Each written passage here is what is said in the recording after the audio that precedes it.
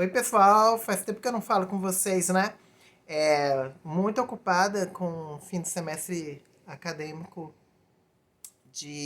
o primeiro de 2020, acreditem, terminamos o primeiro de 2020, agora vamos começar o segundo de 2020. Eu até fiz postagens falando que nós estávamos terminando finalmente o ano de 2020, academicamente, mas isso foi só na Rural, da pós-graduação da Rural.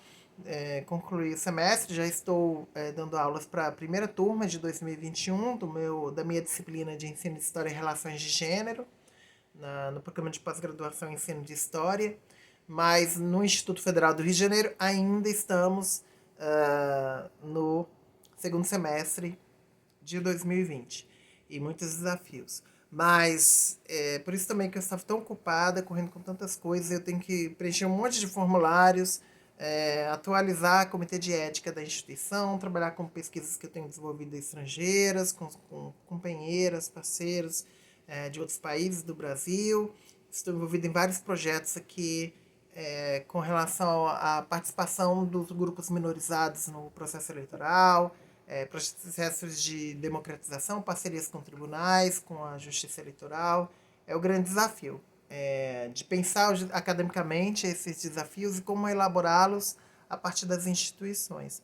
Eu estou aqui especialmente para dizer um oi, que eu ainda continuo aqui escrevendo, publicando. Convido quem tem interesse em conhecer o artigo que eu publiquei recentemente na Folha de São Paulo, Falar de Mulheres faz parte da cura do Brasil. Publiquei agora por oportunidade do Dia Internacional das Mulheres. Logo deve sair um artigo meu também na revista CUT sobre interseccionalidade e os desafios para implementar políticas públicas que considerem a diversidade. E estamos nesse caminho. Eu vou colocar os links para vocês. Eu estou tocando nesse assunto porque eu fui movida por um tema singelo, que tem a ver com minha formação acadêmica, que são os 50 anos da morte de Anísio Teixeira.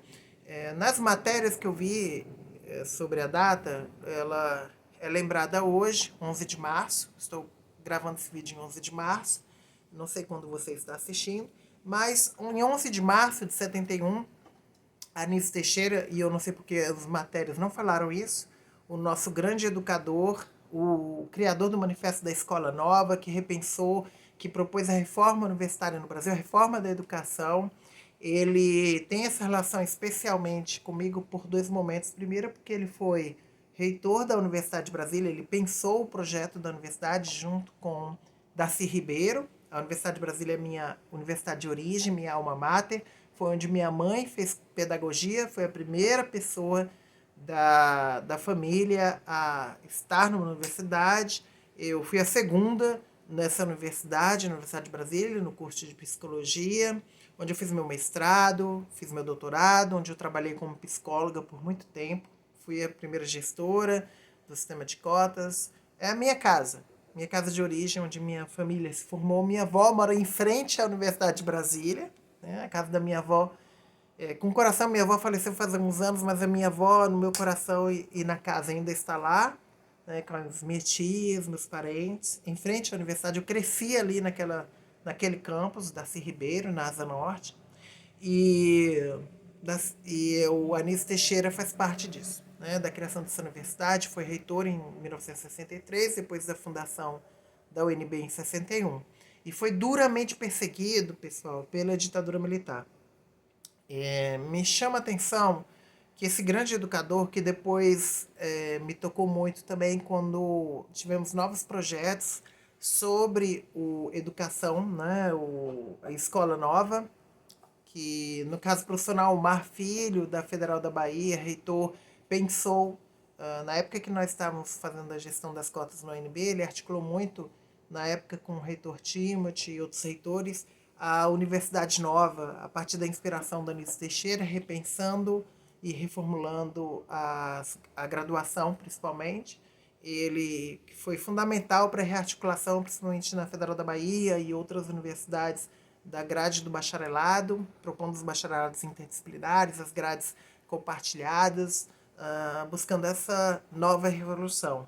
Então, Anísio, ele é parte da minha história, da minha família, do que nós nos tornamos, apesar de muito pouco falado, e ele foi encontrado morto em 11 de março de 71 no fosso de um prédio aqui no Rio de Janeiro, e há suspeitas que ele foi assassinado. Ele era perseguido, como outros intelectuais, pela ditadura militar de 64, e principalmente por militares que buscavam, né, engajados com esse regime totalitário, que buscavam assassinar intelectuais brasileiros. Nós tínhamos pessoas, acreditem, muita gente acha que não, que buscavam objetivamente assassinar intelectuais deste país, ou seja, o corpo pensante, porque era ameaçador esse corpo pensante, transformando. Anísio era um desses alvos. O corpo foi encontrado no fosso do elevador no dia 14 de março, ou seja, 3 dias depois da morte dele em si. E há suspeitas fortes de assassinato porque esse corpo não tinha hematomas que poderiam ser decorrentes de queda. Ele não morava nesse prédio, ele estava buscando contatos com imortais, porque ele visava entrar na Academia Brasileira de Letras, e nesse prédio ele foi encontrado no fosso, era de um companheiro, de um imortal, principalmente, se não me engano, era o Luiz Viana Filho, muito importante, tem livros aqui dele sobre a história do Rio, sobre a história do nosso país, o Luiz Viana Filho, e nesse sentido, mais um caso que não foi respondido da ditadura, um educador que morreu, provavelmente assassinado, e não se fala disso. Isso que me choca, sabe? Nós estamos falando tanto de educação no Brasil hoje, como o desgoverno visa desvalorizar a educação que seja inclusiva, a educação que é bem o modelo do que o Anísio Teixeira propunha, aquele projeto original da Universidade de Brasília que foi sabotado pela ditadura, que perseguiu professores, que assassinou estudantes como Nantino Guimarães, e que, apesar disso, ainda de alguma forma sobreviveu e nos permitiu existir. Pessoas como eu, professoras como eu, minha mãe e tantas outras.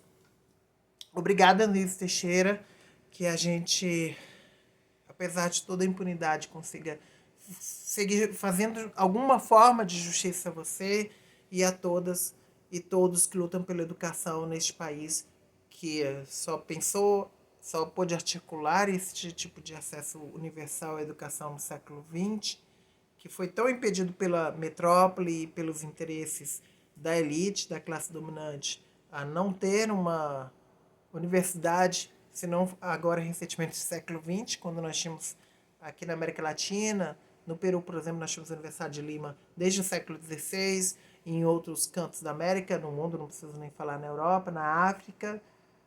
Resistência. Ser educador, ser educadora, professor, professora no Brasil é historicamente uma luta de resistência contra a opressão, contra a ignorância, e não apenas temos salários desvalorizados, conheço bem de perto, como eu falei, minha mãe era professora da rede básica, mas podemos ser alvo de morte, de assassinato, de todo tipo de violência. E muitas vezes ficar impune. É sobre isso, gente. Sigamos.